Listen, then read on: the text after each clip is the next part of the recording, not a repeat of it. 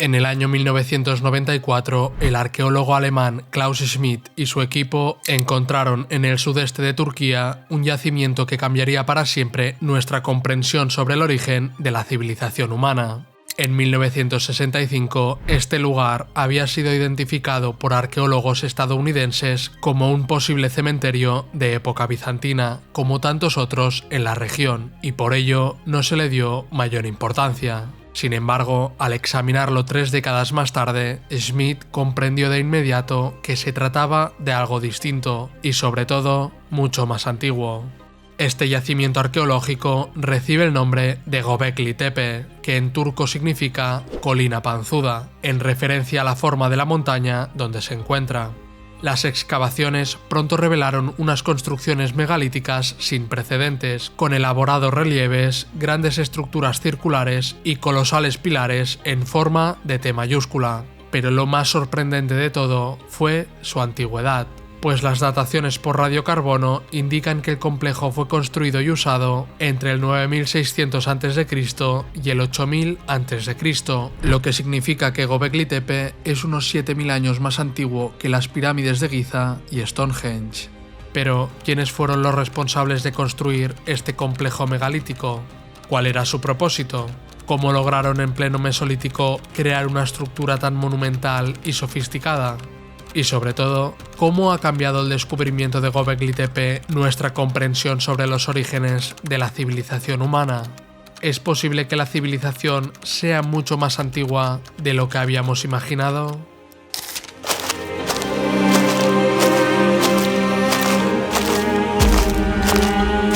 Antes de abordar las principales hipótesis sobre el propósito de Göbekli Tepe, es fundamental comprender en qué consiste exactamente este yacimiento. Hasta el momento se han excavado 4 recintos de planta circular u ovalada, con diámetros que varían entre los 10 y los 30 metros. Estos recintos, denominados A, B, C y D, están formados por un muro bajo perimetral construido con piedras medianas y pequeñas encajadas con gran precisión. A lo largo del muro hay dispuestos varios pilares en forma de T, tallados en bloques únicos de piedra caliza que pesan varias toneladas y están firmemente anclados al suelo. La mayoría de estos pilares presentan relieves enigmáticos y de gran calidad, que comentaremos más adelante. Estos recintos contaban además con un acceso a través de una abertura en el muro. Además de los pilares perimetrales, cada recinto cuenta en su centro con 2 pilares aún mayores, que alcanzan aproximadamente los 5,5 metros de altura y pesan entre 8 y 20 toneladas. Estos pilares constituyen con diferencia el ejemplo más antiguo conocido de arquitectura megalítica en todo el mundo. Algunos investigadores defendieron la posibilidad de que los pilares actuaran como soporte principal de un tejado y, por tanto, que los recintos pudieran tener cubiertas ligeras de materiales perecederos como madera, cañas o pieles. Sin embargo, a día de hoy, la mayoría de los investigadores coincide en que es altamente improbable que tanto los pilares centrales como los auxiliares funcionaran como soportes de un techo, pues no estaban preparados para ello, y el sistema de anclaje de los pilares tampoco es demasiado sólido. Lo cierto es que los recintos son demasiado grandes para una cubierta y las superficies interiores muestran señales de exposición directa al exterior, como erosión y acumulación de sedimentos, compatibles con áreas descubiertas. Todo parece indicar, por tanto, que los grandes recintos fueron espacios abiertos, sin cubierta estructural. Por otro lado, en los recintos D y C se añadieron a posteriori nuevos muros internos que redujeron el espacio original. Estos muros se apoyan sobre las estructuras anteriores e incluso integran algunos de sus pilares, creando así un muro doble. También se incorporaron bancos y divisiones internas. Los recintos A y B también presentan remodelaciones, pero de carácter más leve, consistentes en muros secundarios y diversas reparaciones. En conjunto, estos dobles muros demuestran que los recintos fueron modificados y reorganizados repetidamente a lo largo de siglos de uso, y no surgieron como estructuras estáticas construidas de una sola vez. Por otra parte, en muchos recintos se han recuperado herramientas de sílex, huesos de animales como jabalíes, gacelas, uros y aves, además de restos carbonizados. Sin embargo, estos materiales no reflejan necesariamente una actividad cotidiana dentro de los recintos, pues todo indica que fueron abandonados de forma deliberada y rellenados con distintos tipos de sedimentos y desechos. Precisamente, este rellenado artificial es lo que ha permitido la buena conservación del yacimiento, aunque también es un factor limitante a la hora de comprender la función original de los recintos, dado que casi no se conservan restos en el sitio original en el que se encontraban durante el periodo de uso de los edificios. Sin duda, el abandono y enterramiento es uno de los elementos más misteriosos de Göbekli Tepe, pero esto lo abordaremos más adelante. En Göbekli Tepe, además de los grandes recintos ovalados, se han identificado otras estructuras de menor escala. Entre ellas destacan multitud de habitaciones rectangulares construidas con muros de piedras pequeñas y en algunos casos con pilares en forma de T de tamaño reducido. A diferencia de los recintos circulares, estas habitaciones más pequeñas sí pudieron haber estado techadas, aunque de nuevo no existe evidencia alguna que lo respalde, por lo que se trata de una cuestión especulativa. También se han documentado nichos y cavidades excavadas directamente en la roca. Estas cavidades pueden ser circulares, cuadradas o irregulares, y parece que funcionaban como pequeños depósitos o áreas de almacenamiento. Asimismo, se han reconocido zonas de trabajo abiertas y sin cerramientos, donde se realizaban actividades como el tallado de la piedra caliza, la fabricación de herramientas de sílex y el procesado de animales. Estas áreas formaban parte del uso funcional del complejo, complementando a los recintos monumentales. Además, se han identificado pilares aislados fuera de los recintos principales, uno de ellos, por ejemplo, alcanzando los 6 metros de altura y un peso estimado de 40 a 50 toneladas. Algunos podrían pertenecer a estructuras aún no excavadas, mientras que otros quizá funcionaron como marcadores simbólicos o elementos arquitectónicos independientes. También se especula con la posibilidad de que se tratara, en algunos casos, de pilares inacabados.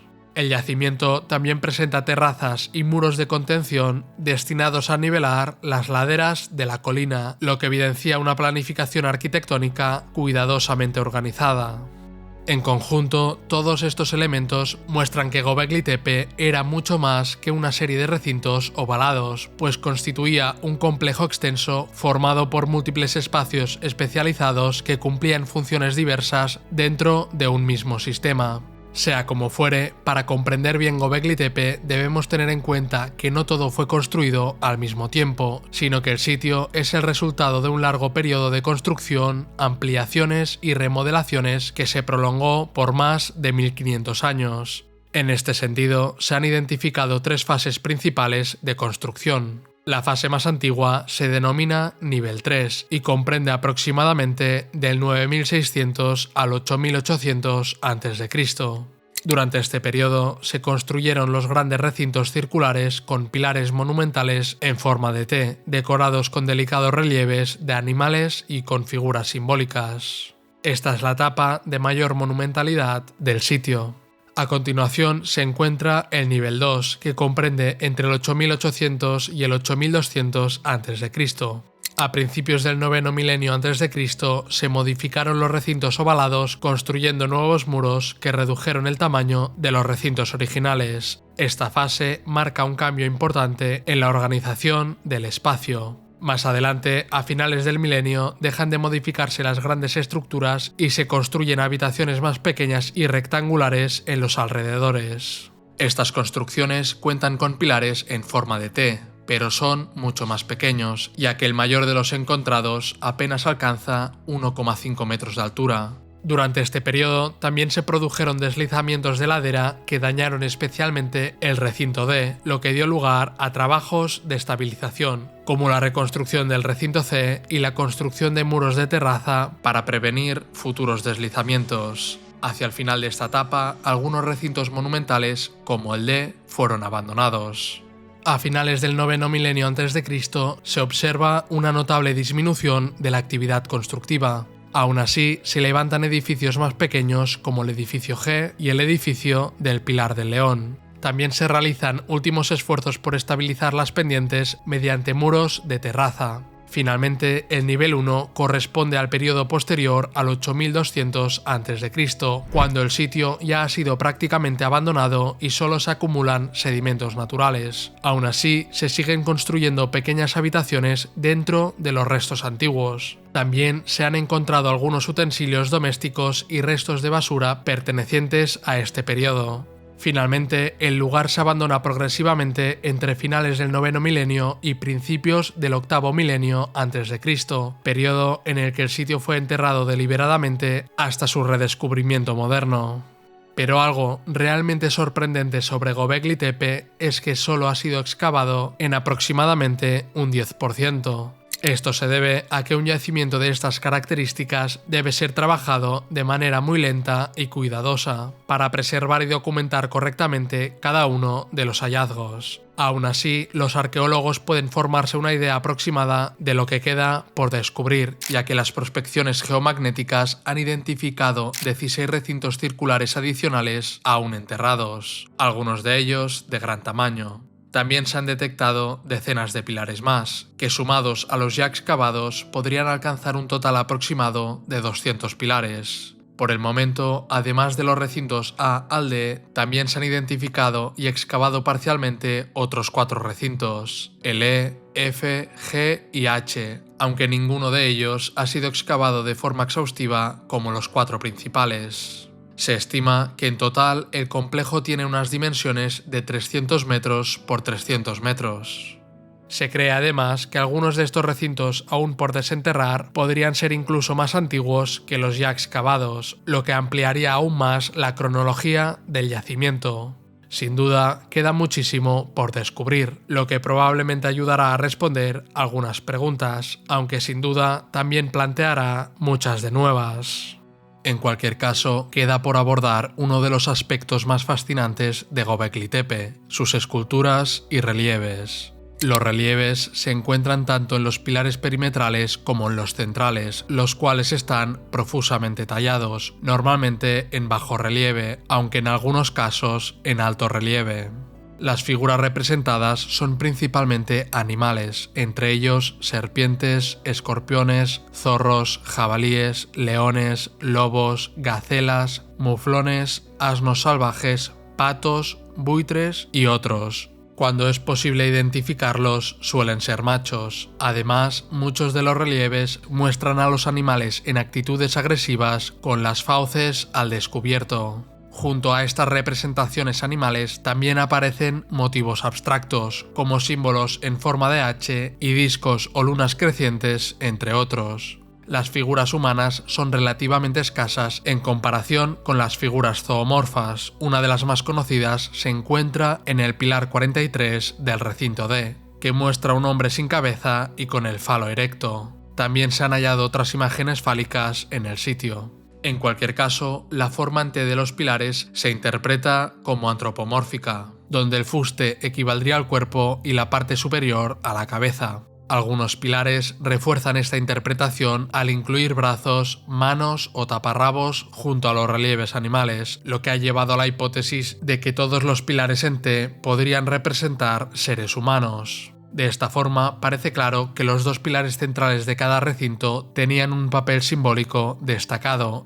En el recinto D, por ejemplo, representan claramente figuras humanas con brazos, cinturón y una prenda que cubre los genitales. No se puede determinar con certeza su sexo, aunque Smith sugirió que podrían ser hombres, debido al tipo de cinturón representado, el cual era considerado un atributo masculino en ese periodo. Hasta ahora solo se ha identificado una representación femenina clara. Se trata de un relieve en una losa relativamente pequeña que muestra a una mujer desnuda, quizás en acto de dar a luz. Sea como fuere, resulta sorprendente la calidad de los relieves de Göbekli Tepe. Destacan especialmente algunos altos relieves como el del pilar 27 del recinto C, donde aparece un depredador, posiblemente un gran felino, atacando a un jabalí. Además de los relieves en los pilares, se han hallado también esculturas y figuras talladas en piedras de menor tamaño. Su iconografía coincide en gran medida con la de los grandes pilares, pues predominan las representaciones de animales, aunque también existen figuras humanas, sobre todo fragmentos de cabezas. Entre las piezas más llamativas se encuentra un tótem, fechado entre el 8800 y el 8500 a.C. y descubierto en una de las habitaciones rectangulares del complejo. Esta escultura mide 192 centímetros de altura y 30 de diámetro y muestra 3 figuras superpuestas. La figura superior corresponde a un depredador, probablemente un oso o un gran felino, cuya cabeza fue destruida en la antigüedad. Bajo la cabeza se observan un cuello corto y brazos y manos con una forma sorprendentemente similar a la humana, lo que podría interpretarse como un ser híbrido entre hombre y animal, aunque también es posible que represente simplemente a un animal estilizado. Por debajo aparece otra figura sin cabeza, con brazos claramente humanos. Probablemente se trata de un hombre. En la parte inferior se encuentra una tercera figura humana cuya cabeza sí se conserva. Esta figura podría estar representada en el acto de dar a luz, aunque algunos la interpretan también como la exhibición de un falo. A ambos lados del pilar destacan 2 grandes serpientes, con las cabezas situadas justo por encima del individuo más pequeño. Bajo las cabezas de las serpientes se aprecian formas que podrían corresponder a las piernas de la figura humana superior. Por otro lado, en 2023 se anunció el hallazgo en el recinto de una estatua de tamaño natural de un jabalí, tallada en piedra caliza. La pieza fue hallada sobre un pedestal adornado con un símbolo en forma de H, una media luna, 2 serpientes y 3 rostros o máscaras humanas. Lo más fascinante de esta pieza es que conserva restos de pigmentos rojos, blancos y negros, lo que es especialmente revelador, pues demuestra que al menos algunas esculturas estaban pintadas.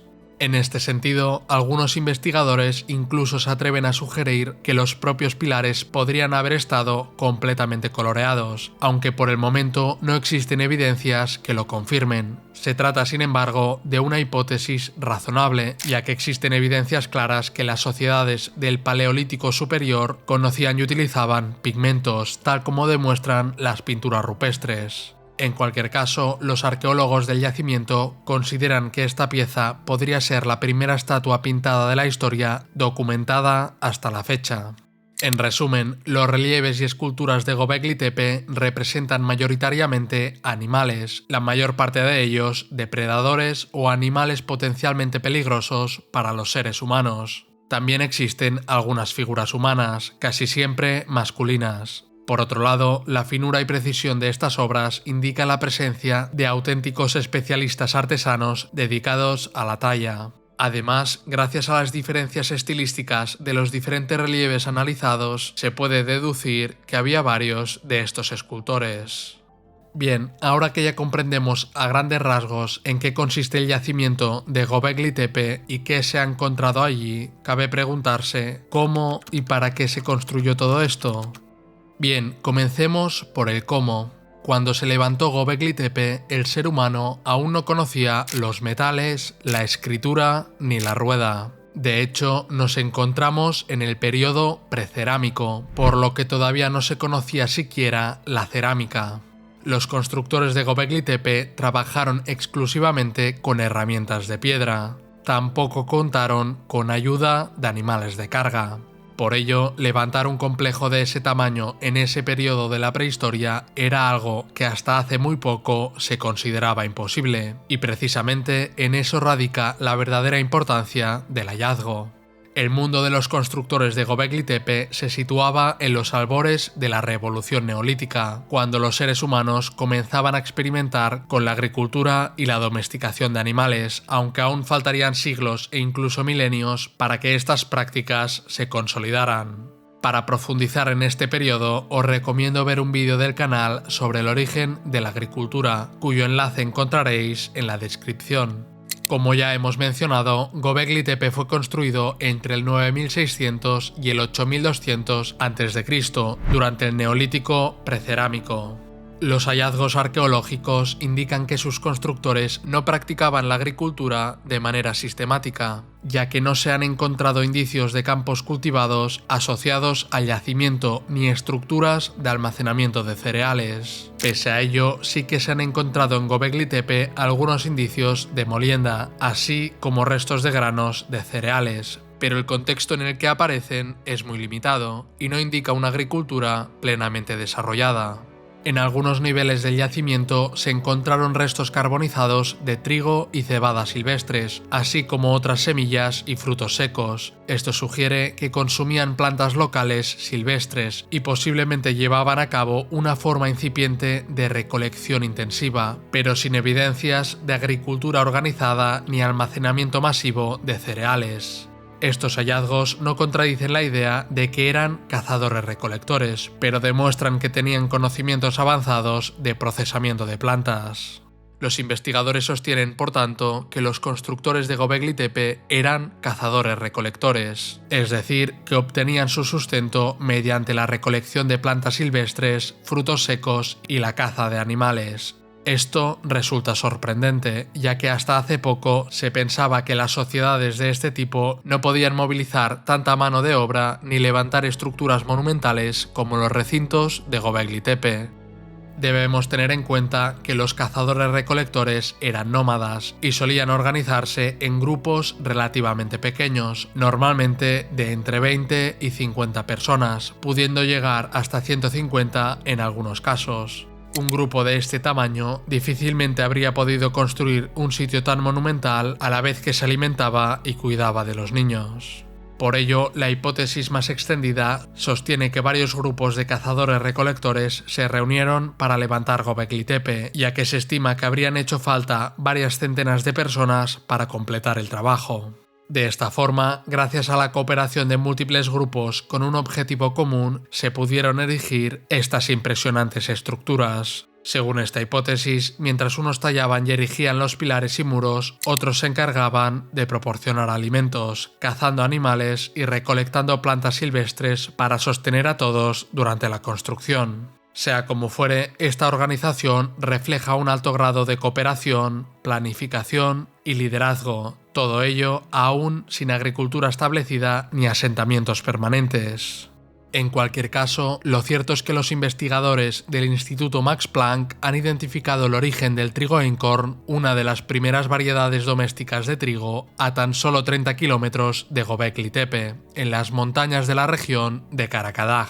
Es decir, el ancestro genético silvestre del trigo einkorn y de la mayoría de los trigos cultivados hoy en día es originario de esa región. Esta cercanía geográfica sugiere que las comunidades que erigieron Göbekli Tepe ya conocían bien estos cereales. Por lo tanto, es posible que aunque los constructores de Göbekli Tepe no practicaran aún una agricultura sistemática, probablemente sí recolectaban trigo silvestre, el cual crecía en abundancia en los alrededores. Esta gran disponibilidad de grano permitía obtener alimento de manera relativamente sencilla y almacenar excedente, lo que a su vez posibilitaba que una parte importante de la comunidad se dedicara a la construcción, mientras otros se ocupaban de recolectar el grano. Además, en Göbekli Tepe se han encontrado miles de huesos de animales. La mayoría corresponden a especies de caza local, como jabalíes, ciervos, bovinos salvajes, cabras montesas y algunas aves. También se hallaron restos de perros, posiblemente domesticados o utilizados en la caza. Muchos de los huesos presentan marcas de corte, fracturas y señales de exposición al fuego, lo que indica que los animales eran despiezados y cocinados en el mismo lugar. En conjunto, todos estos restos muestran que los constructores de Göbekli Tepe eran cazadores-recolectores organizados, capaces de movilizar y alimentar a grupos numerosos. En cualquier caso, Göbekli Tepe ha obligado a los investigadores a replantearse profundamente sus ideas. Antes de su hallazgo, se asumía que la agricultura era una condición necesaria y fundamental para el surgimiento de sociedades complejas, pues se creía que primero apareció el cultivo de alimentos, después la acumulación de excedentes, luego el sedentarismo, la especialización y finalmente la capacidad de emprender proyectos monumentales. Bajo este modelo, se creía imposible que una sociedad de cazadores-recolectores pudiera construir estructuras de gran tamaño o colaborar en grupos amplios. Sin embargo, la mera existencia de Göbekli Tepe cuestiona este planteamiento. Para algunos arqueólogos, el sitio pudo haber actuado como motor de transformación social más que como consecuencia de ella. Su construcción y uso requerían cooperación entre distintos grupos, suministro constante de alimentos y una compleja organización logística. Para sostener estas obras, es posible que las comunidades comenzaran a experimentar con la agricultura y la domesticación de animales. Según esta interpretación, la necesidad de alimentar a los constructores y de levantar el sitio es lo que habría impulsado la transición hacia la agricultura. Así, primero habría sido el monumento y solo después la agricultura y el sedentarismo, concebidos como soluciones para mantener el proyecto. Lo cierto es que la construcción de pilares monumentales demandaba gran cantidad de trabajo y coordinación. Algunos investigadores proponen que estas actividades incentivaron el cultivo de cereales y la organización de reservas de alimentos, dado que depender únicamente de la caza y la recolección no habría sido suficiente para sostener al gran número de personas involucradas en la construcción y actividades que allí se llevaban a cabo. En cualquier caso, todo esto sigue siendo especulativo, y hasta que no surjan nuevas evidencias no sabremos con certeza si la construcción de Göbekli Tepe fue posible porque sus constructores ya conocían la agricultura o si, por el contrario, la agricultura se desarrolló posteriormente para poder sostener el monumental proyecto de edificación. Por otra parte, la construcción de Göbekli Tepe se llevó a cabo utilizando piedra caliza extraída de canteras cercanas, situadas a solo unos cientos de metros del yacimiento.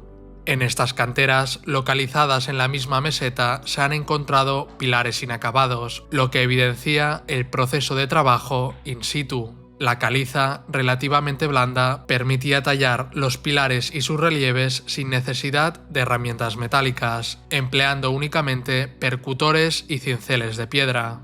Los pilares en forma de T miden entre 3 y 6 metros de altura y pesan entre 5 y 20 toneladas, aunque algunos incluso superan estas cifras. Por ende, su transporte y levantamiento requería planificación, coordinación y fuerza colectiva, pues no contaban con animales de carga. Lo cierto es que los arqueólogos no coinciden en la cantidad de mano de obra necesaria para construir Göbekli Tepe. Schmidt sostenía que el trabajo de extraer, transportar y erigir toneladas de pilares monolíticos, pesados y casi siempre bien trabajados de piedra caliza no estaba al alcance de unas pocas personas. Schmidt, tomando como referencia los experimentos de Thor Heyerdahl con los moais de Rapa Nui, estimó que solo mover los pilares habría requerido a cientos de personas. Según esos experimentos, un moai de tamaño similar a un pilar en forma de T de Göbekli Tepe necesitaba unas 20 personas durante un año para tallarlo y entre 50 y 75 personas durante una semana para transportarlo 15 kilómetros. La diferencia es que en el caso de Göbekli Tepe, los pilares solo debían trasladarse entre unos 100 a 500 metros. El equipo de Schmidt también citó un relato de 1917 sobre la construcción de un megalito en la isla indonesia de Nias, que involucró a 525 personas durante 3 días. Estas estimaciones sustentan su interpretación de que el sitio fue construido por una gran fuerza laboral.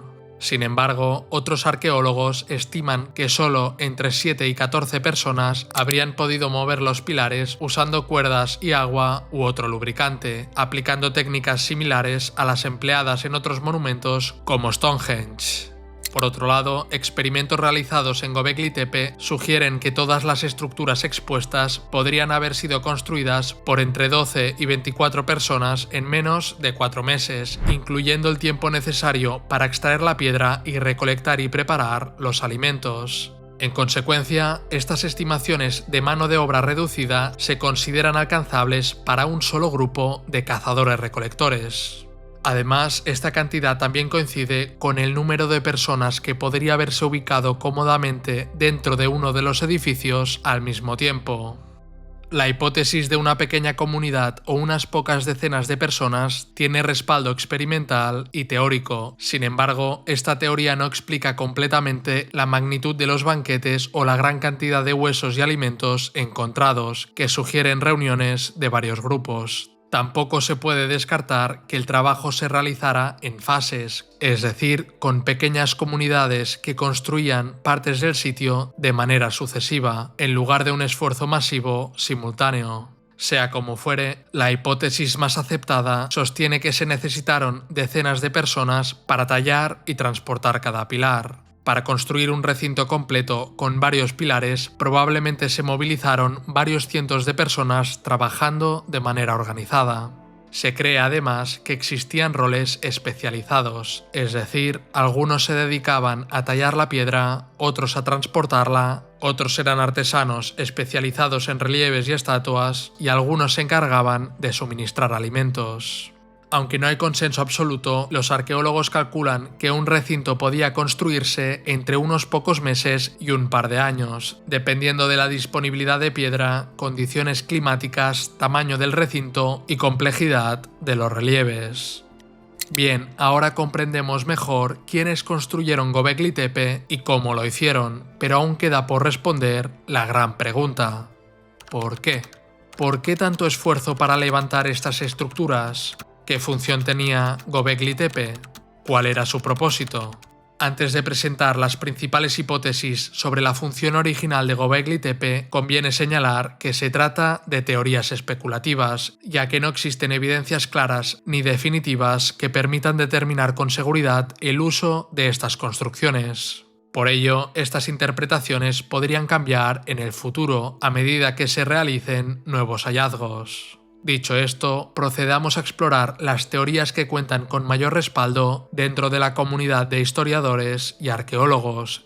En primer lugar, Claus Schmidt, quien recordemos fue el descubridor del yacimiento y director de las excavaciones hasta su muerte en 2014, consideraba que Göbekli Tepe funcionó como un centro ritual. Schmidt defendía que se trataba de un lugar de reunión para diferentes grupos nómadas de cazadores-recolectores de toda la región, los cuales se congregaban periódicamente en la colina para colaborar en trabajos de construcción, venerar a los ancestros o espíritus, celebrar grandes festines y luego dispersarse nuevamente.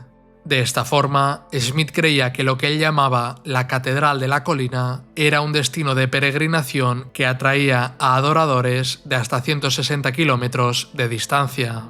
Según su interpretación, estos grupos humanos se reunían periódicamente en el sitio para reforzar una identidad común, intercambiar bienes, establecer alianzas matrimoniales entre clanes y resolver tensiones o conflictos.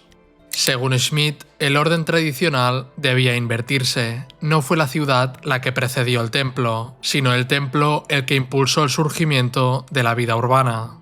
En su visión, la construcción de Göbekli Tepe desempeñó un papel decisivo en el desarrollo de la civilización, que no nació por factores ecológicos, como sostiene el consenso, sino de la capacidad simbólica y creativa de la mente humana.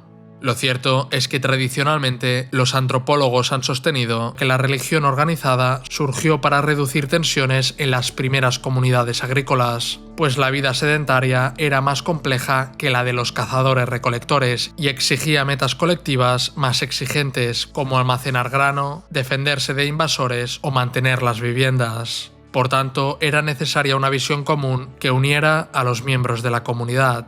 En otras palabras, la religión institucionalizada habría aparecido cuando fue necesaria una ideología compartida que cohesionara la comunidad y legitimara nuevas jerarquías sociales que permitieran organizar sociedades más complejas. Sin embargo, en opinión de Schmidt, Göbekli Tepe representa una inversión de ese panorama. La construcción de un templo enorme por parte de comunidades de cazadores-recolectores podría indicar que la religión organizada pudo haber surgido antes que la agricultura y otros aspectos de la civilización. También sugiere que el impulso humano de congregarse para la práctica de rituales sagrados apareció cuando el ser humano dejó de verse como parte del mundo natural y empezó a tratar de dominarlo. Schmidt defendía que cuando los cazadores-recolectores comenzaron a sentarse en poblados permanentes, trazaron una línea divisoria entre el ámbito humano, es decir, los primeros poblados, y el peligroso mundo infestado de bestias feroces que había más allá de sus hogares.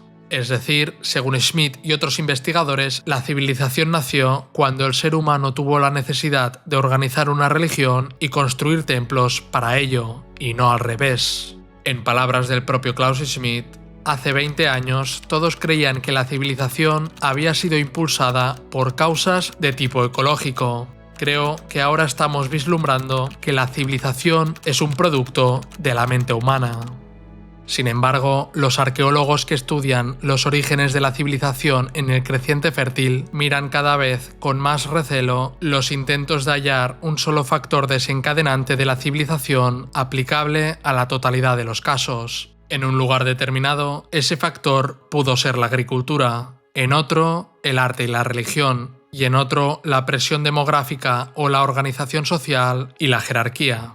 Al final, todos llegaron al mismo punto. Quizá no hubo un único camino a la civilización, sino varios que condujeron al mismo destino por diferentes rutas, siendo Göbekli Tepe uno de esos caminos. Sin duda, esta es la cuestión que más debate suscita, y por ahora solo podemos especular a la espera de futuros hallazgos que arrojen luz sobre el complejo origen de la civilización humana.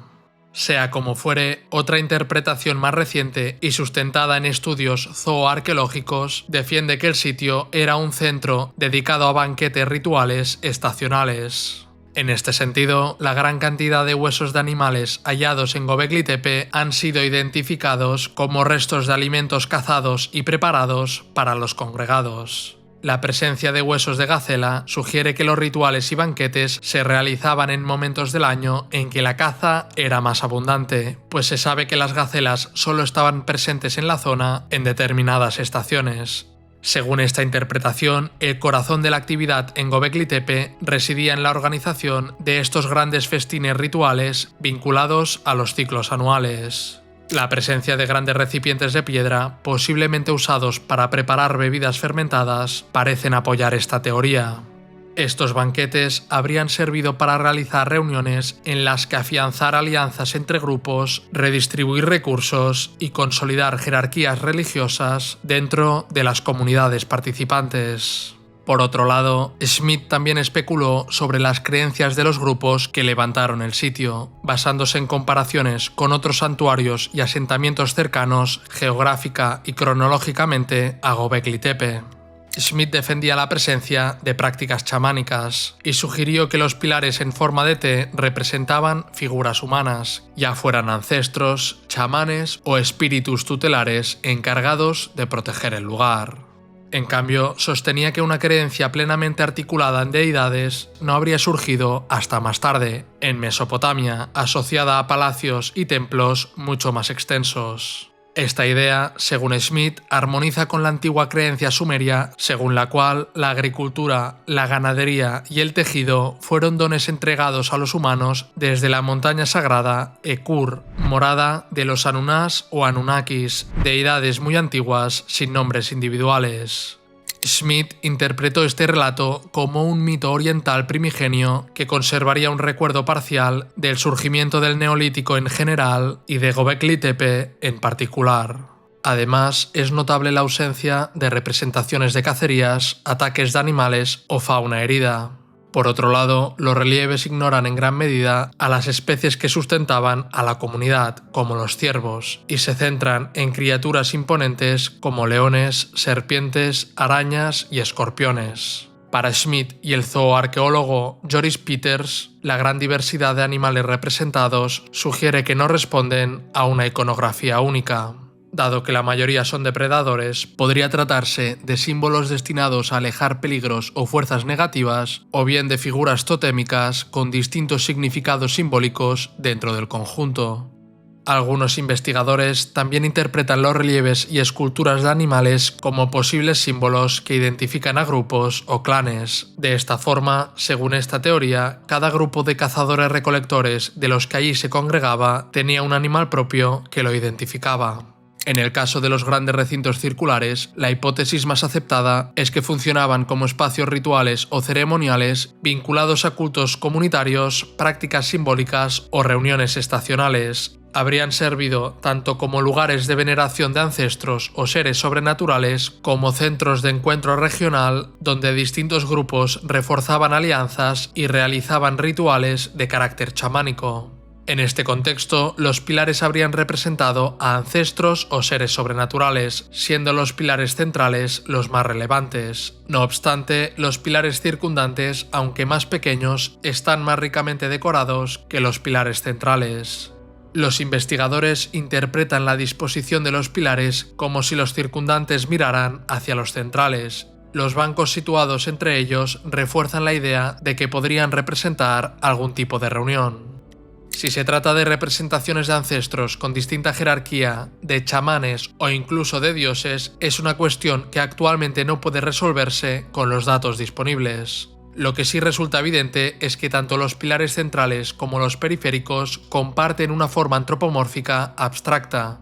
Esta abstracción no responde a limitaciones técnicas en la capacidad de sus creadores para representar el cuerpo humano, sino que parece ser una elección deliberada cargada de significado.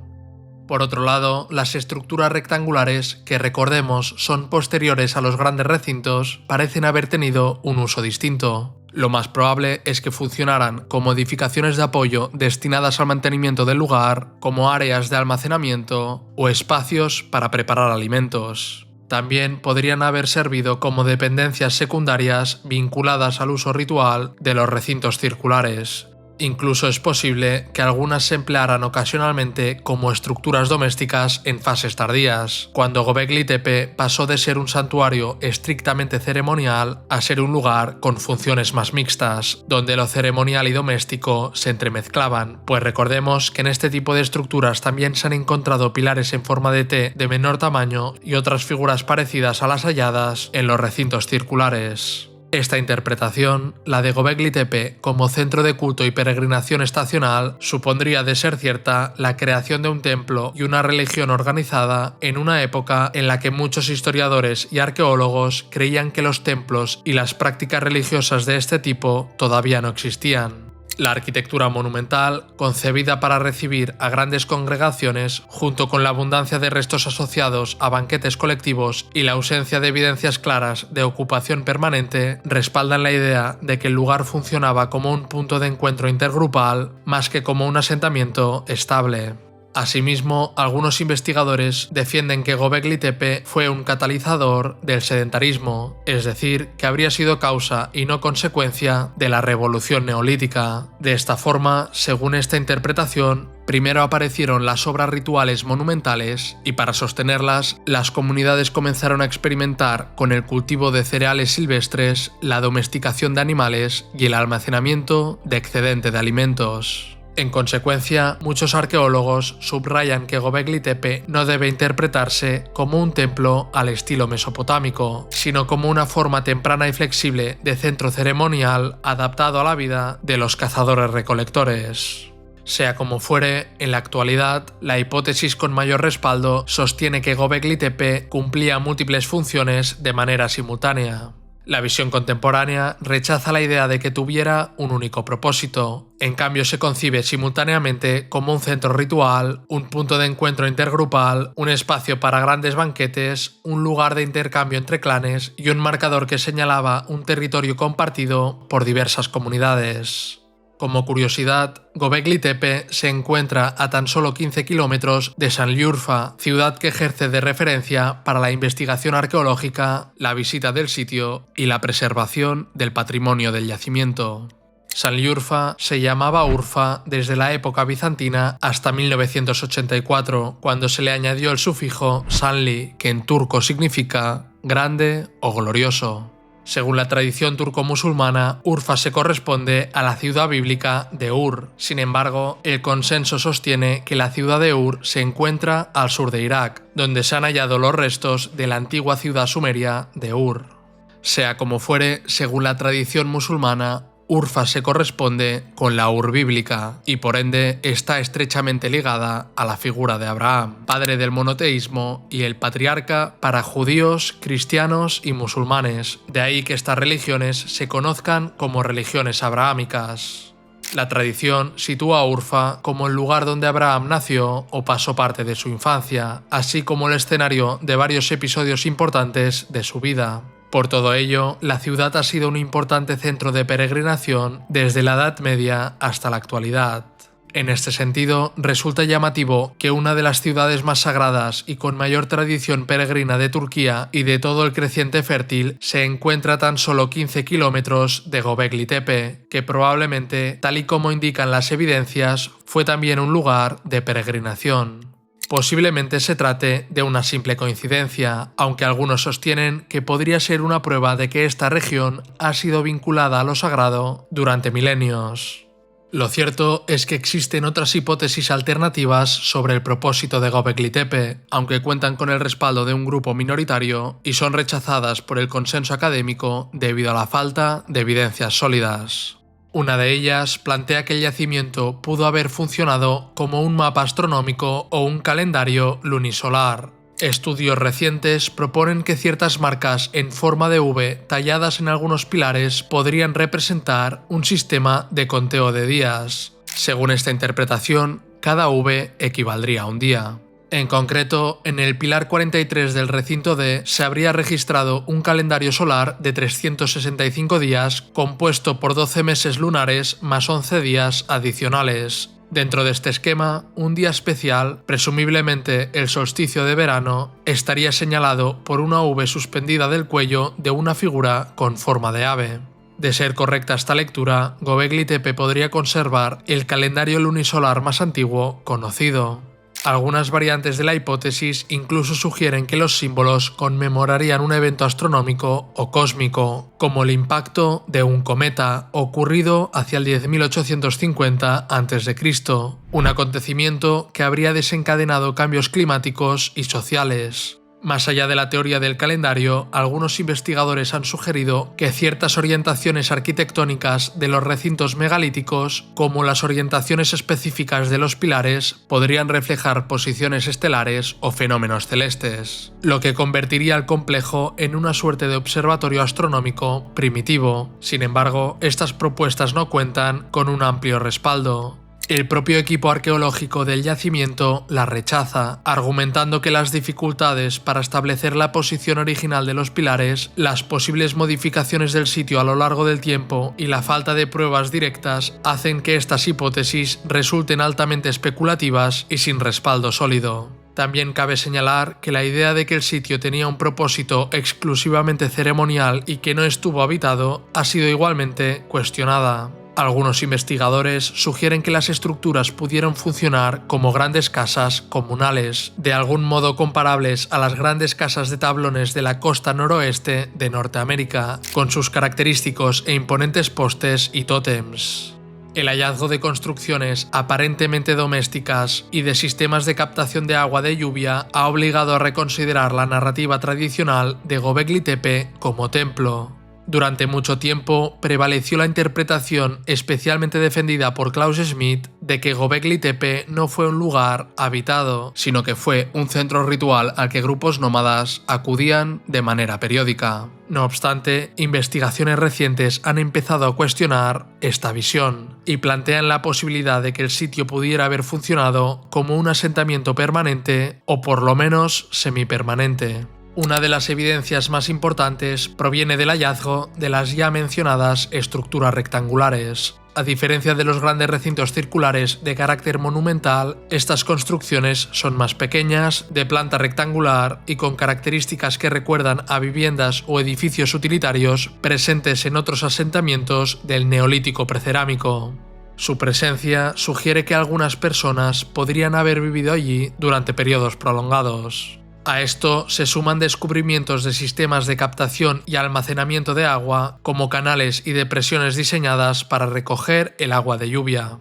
Este tipo de infraestructuras es difícil de justificar en un enclave utilizado únicamente con fines rituales ocasionales y encaja mucho mejor con la vida diaria de una comunidad asentada, al menos por temporadas largas. También se han encontrado grandes cantidades de herramientas líticas y restos que indican actividades cotidianas, como la preparación de alimentos o el trabajo de materiales diversos. Si bien algunas de estas actividades podrían haber tenido lugar durante estancias rituales prolongadas, el volumen y la variedad de herramientas sugieren una actividad más continuada. Otro elemento relevante es la transformación de los recintos monumentales. Los anillos megalíticos fueron enterrados parcialmente cada pocas décadas y sustituidos por nuevas estructuras más pequeñas. Esta continuidad en el uso del espacio implica una relación sostenida con el sitio a lo largo de generaciones, algo más fácil de explicar si existía un grupo humano residiendo cerca o ocupando el lugar de forma regular.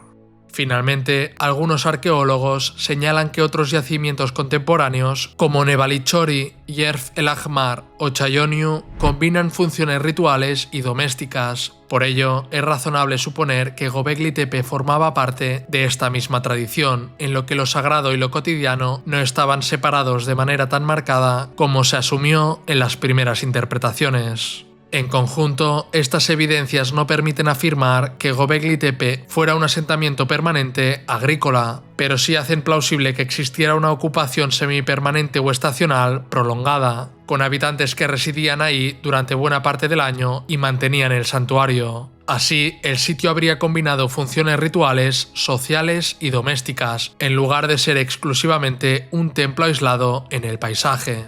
Sea como fuere, este es un debate aún abierto, y hasta que no aparezcan hallazgos más concluyentes, no será posible confirmar de forma definitiva un uso doméstico del lugar. Lo cierto es que Göbekli Tepe no es un yacimiento aislado, pues existen otros sitios arqueológicos más o menos contemporáneos y muy próximos geográficamente. Estos hallazgos pueden ser tan relevantes como Göbekli Tepe para comprender el propio yacimiento y las estructuras sociales y culturales de los grupos que habitaban la región. Por ejemplo, en 1997 se descubrió el yacimiento arqueológico de Karahan Tepe, situado apenas a 35 kilómetros de Göbekli Tepe, aunque las excavaciones no comenzaron hasta 2019. Las dataciones del yacimiento indican que su construcción y uso fueron contemporáneos a Göbekli Tepe, pues ya estaba ocupado en el 9400 a.C. En Karahan Tepe se han identificado más de 250 pilares en forma de T, con relieves y motivos muy similares a los de Göbekli Tepe. También se han hallado estructuras ovaladas monumentales similares a las de Göbekli Tepe, lo que sugiere que pudo ser tan importante o incluso más dentro de la misma tradición cultural y arquitectónica. Curiosamente, a diferencia de Göbekli Tepe, en Karahan Tepe existen evidencias claras de ocupación residencial continuada, además del uso ritual. Por ello, muchos investigadores interpretan el lugar como un complejo híbrido, donde coexisten espacios sagrados y simbólicos con espacios domésticos y comunitarios, reflejando una forma de vida posiblemente sedentaria o semisedentaria. Además, en Karahan Tepe se han hallado numerosas representaciones humanas. Por ejemplo, en 2025 se descubrió un pilar con un rostro humano tallado en su parte superior, ubicado dentro de una estructura doméstica y no en los recintos monumentales, lo que refuerza la idea de un uso residencial y ritual simultáneo. Este hallazgo refuerza la hipótesis de que los pilares de Göbekli Tepe representan a seres humanos. Todo ello sugiere que Karahan Tepe pudo ser tan importante o incluso más dentro de la misma tradición cultural y arquitectónica. Además, también se ha documentado un proceso de abandono premeditado muy similar al de Göbekli Tepe en Karahan Tepe, durante el cual algunas estatuas humanas fueron decapitadas, se les cortó la nariz y sus cabezas se colocaron al revés mirando hacia las paredes. La hipótesis dominante sobre estas decapitaciones y desfiguraciones es que corresponden a un ritual de clausura, según el cual, cuando los habitantes decidieron abandonar el lugar, desactivaron simbólicamente sus imágenes sagradas, posiblemente para impedir que su poder quedara activo sin un grupo comunitario que lo contuviera. Además de Karahan Tepe, existen otros yacimientos que también forman parte del conjunto de Tash Tepeler, un área que tiene varios sitios arqueológicos prehistóricos significativos que comparten entre ellos muchos elementos comunes como los pilares en T, recintos ceremoniales ovalados y representaciones artísticas de un estilo similar. Por ejemplo, Kortik Tepe fue uno de los asentamientos permanentes más antiguos de Anatolia e incluso parece ser anterior a Göbekli Tepe, ya que las dataciones indican que se fundó alrededor del 10.700 a.C. y fue abandonado hacia el 9.250 a.C. El sitio presenta estructuras circulares, enterramientos bajo los suelos y ricos ajuares funerarios, lo que evidencia algún grado de estratificación social. Asimismo, se han encontrado indicios de comercio a larga distancia, producción de alimentos, arte y prácticas rituales. Todo ello sugiere la existencia de una comunidad claramente sedentaria o semisedentaria, en contraste con los grupos nómadas de Göbekli Tepe. Otro yacimiento importante es el de Nevallichori, un asentamiento datado entre el 8400 y el 8100 a.C., en el que se han identificado unas 29 viviendas, lo que evidencia una ocupación residencial estable durante varias generaciones. Junto a las casas se levantaron edificios monumentales de carácter ritual, demostrando que ya en este periodo los asentamientos combinaban funciones domésticas y ceremoniales. Allí también se encontraron pilares en forma de T muy parecidos a los de Göbekli Tepe. Nevallichori confirma, por tanto, la existencia de comunidades permanentes con arquitectura compleja y prácticas rituales muy cerca de Göbekli Tepe. Además, en Nevallichori se sitúan algunos de los indicios más antiguos de domesticación de plantas. También se han documentado motivos decorativos y artísticos muy similares en varios de estos yacimientos. Por ejemplo, los enderezadores de astiles y las plaquetas procedentes de Yerf el Ahmar, Tel Caramel y Tel Abr III en Siria, así como de Kortik Tepe en Turquía, presentan decoraciones con serpientes y escorpiones, animales cuadrúpedos, insectos y aves que evocan claramente la iconografía de Göbekli Tepe, donde estos motivos aparecen no solo en los pilares, sino también en otros objetos. Otro ejemplo especialmente llamativo es una pequeña plaqueta procedente de Göbekli Tepe que representa de izquierda a derecha una serpiente ascendente, una figura humana estilizada con los brazos levantados y un ave.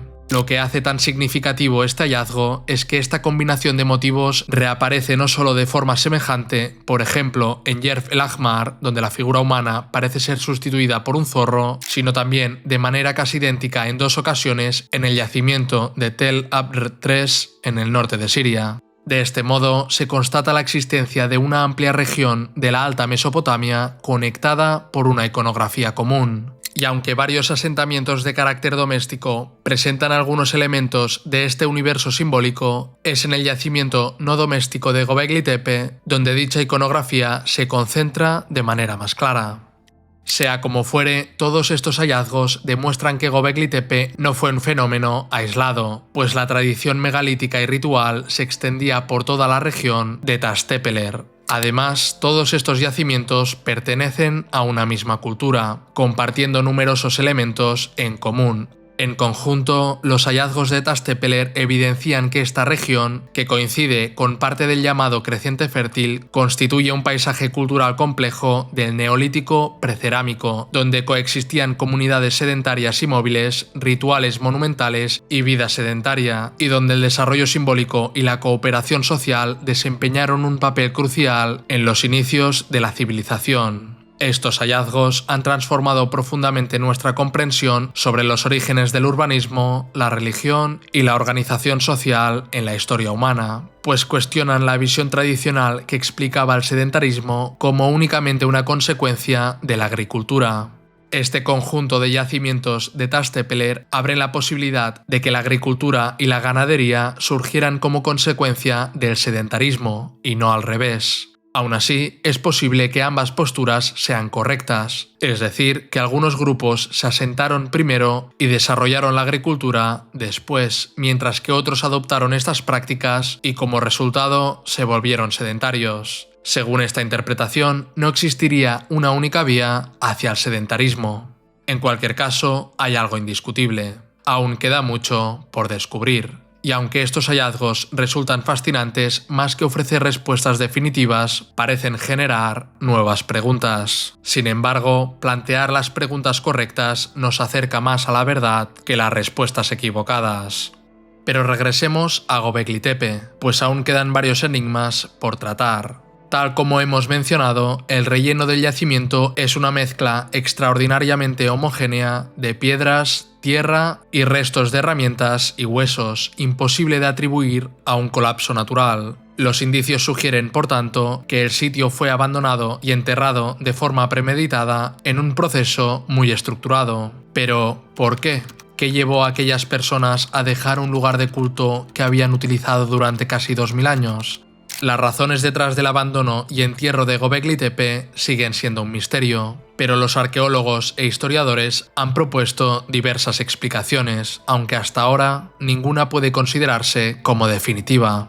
Una de las hipótesis más aceptadas es que el sitio fue enterrado deliberadamente como parte de un ritual de clausura. De hecho, algunas culturas antiguas solían cerrar templos o espacios sagrados cubriéndolos con tierra cuando dejaban de ser utilizados. Además, uno de los elementos más llamativos del rellenado es la disposición premeditada de artefactos y esculturas dentro del relleno. En concreto, se han encontrado figuras de cabezas humanas que se depositaron cuidadosamente en los sedimentos de los recintos, a menudo junto a los pilares. Este elemento sugiere un carácter ritual en el abandono y enterramiento del sitio. Sea como fuere, surge nuevamente la pregunta: ¿por qué clausurar un lugar sagrado de este modo?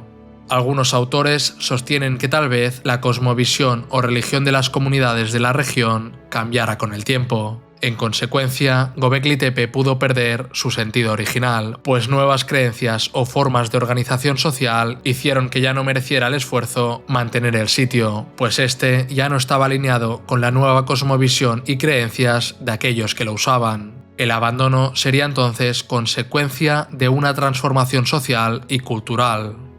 Otra hipótesis con notable respaldo sugiere que Göbekli Tepe, que recordemos fue construido por comunidades de cazadores-recolectores, dejara de tener sentido una vez la agricultura se hubo establecido definitivamente.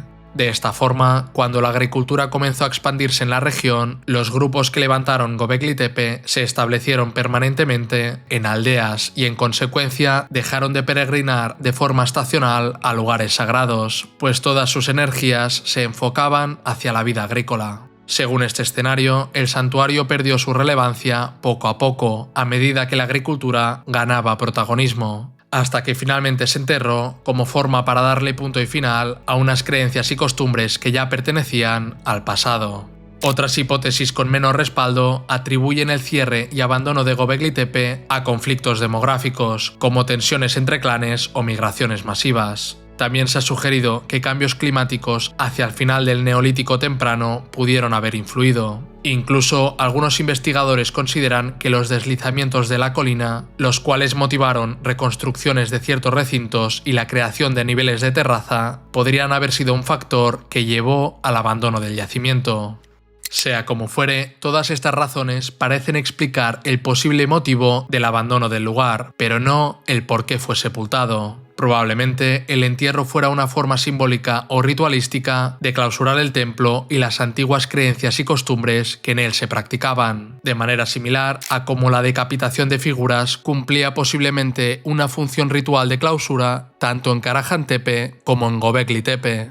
En cualquier caso, con el entierro de Göbekli Tepe, quizá también quedó sepultado el fascinante origen de la civilización humana. Hoy, los arqueólogos buscan desenterrar ese pasado. De manera paradójica, lo que hace 10.000 años fue enterrado por manos humanas está siendo ahora recuperado por sus descendientes, y aquello que fue abandonado por haber perdido relevancia, hoy se rescata precisamente por la importancia que le reconocemos.